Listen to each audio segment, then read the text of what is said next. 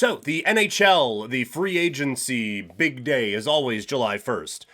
Except for this year, when apparently it was just June 30th, because all of the moves happened on this day as a lot of big things went down. So, not envious of those who have to do the 6 hour marathons that are free agency day or anything like that. But the big news is Mitch Marner, as the biggest free agent, is off to one of the biggest spenders generally at this time of year in the Vegas Golden Knights. It is a sign and trade that allows Marner to go to Vegas for that extra eighth year at $12 million a season, so just a hair under $100 million on the contract. Obviously, you love this from a Vegas standpoint, to be able to bring in Marner and have in your top six, Eichel, Stone, Marner, Hurdle, and then name a couple. That is a very high level group to be going into this with. And so obviously, a huge moment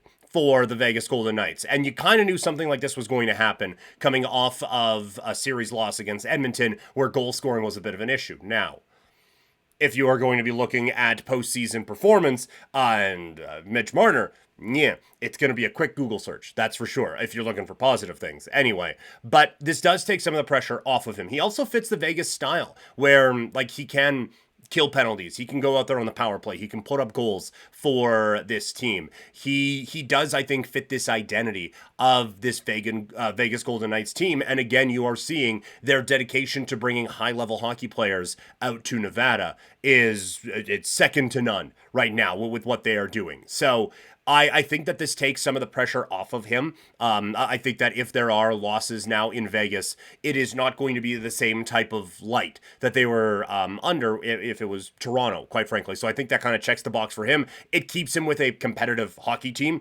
and it makes Vegas, like you look at the work that Edmonton's going to have to do, and we'll get to Edmonton here in a second, but you look at the work that Edmonton is going to have to do now, and the work that Vegas has done.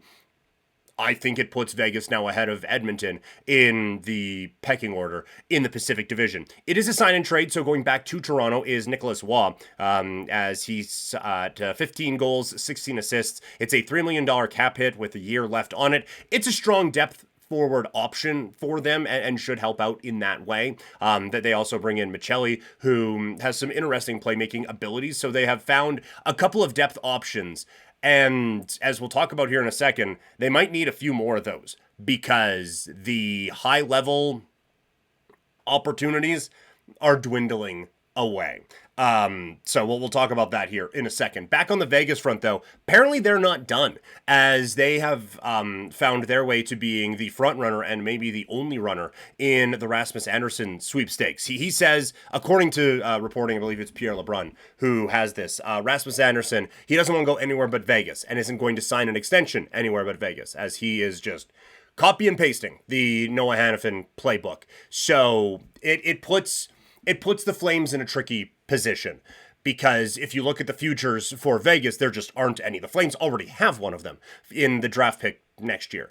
And in terms of prospects, we went over who these guys have as their main forward group. You don't get that while also getting a cupboard full of elite level prospects. That stuff doesn't happen. So it's going to be tough for the Flames. They're either going to need to get a third team involved, which normally only happens for salary purposes, but this might have to be just a legit 3-team trade if they want to get back what they feel like is worthy, or this is not going to be the deal that Flames fans want. And I saw a lot of panic buttons being pushed about this situation right now.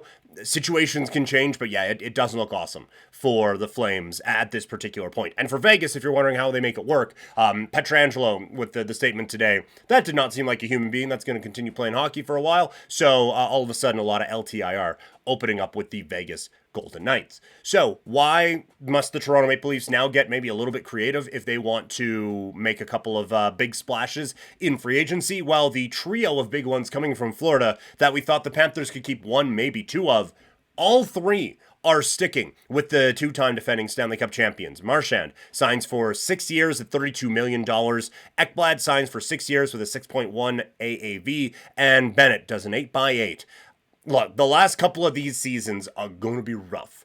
And I would suggest at some point at the back part of this, Brad Marchand puts out a very similar statement to Alex Pietrangelo. And all of a sudden, that's an LTIR number right on the bottom of someone's Puckpedia page. Because, like, I think that he has done a phenomenal job of evolving as he follows along the aging curve, and I think that he is a very smart hockey player. But the NHL is the NHL, man. Like at 43, I don't know.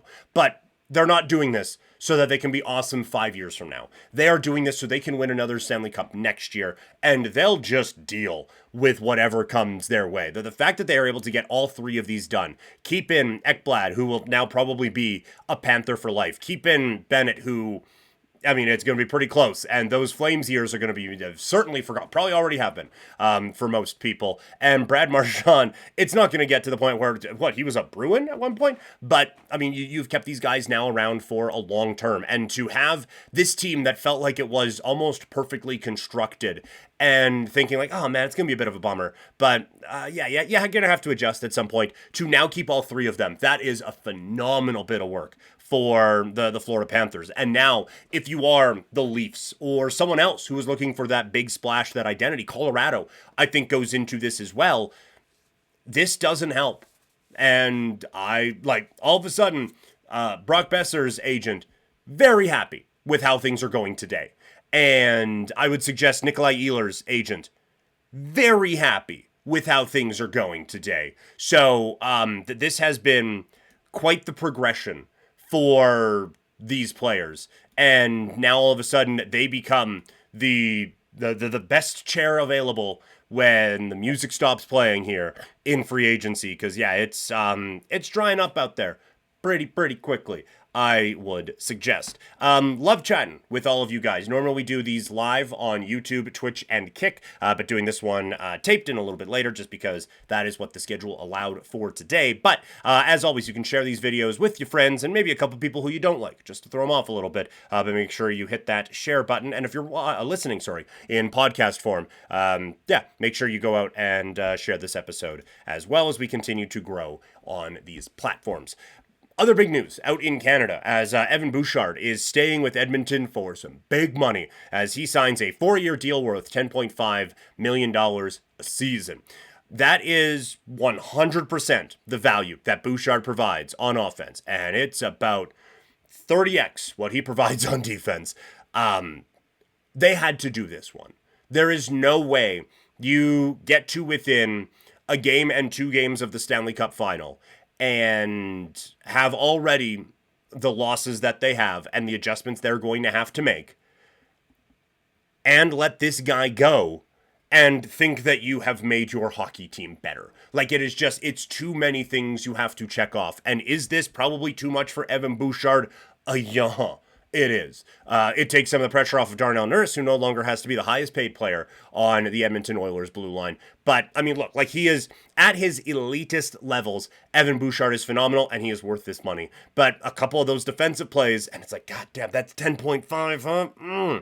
This playoff run was big for him to get this and to justify it because of how well he did play through 3 rounds without Ekholm. I do think he turned into a pumpkin at some point, but it was good for him to show that. It is such a high cap number, and I get the cap's going up. But generally, with the cap going up, you want that to allow you to better your team instead of, well, we were able to keep everything the same. And we still don't have a trophy, but it'll be fine. I guess they do technically have a couple trophies from the West final, but this is, it's a move that it stings, but it is a move that I think you absolutely had to do. And one more that came down. Andrei Kuzmenko, is sticking around with the Kings. It's a 1-year deal.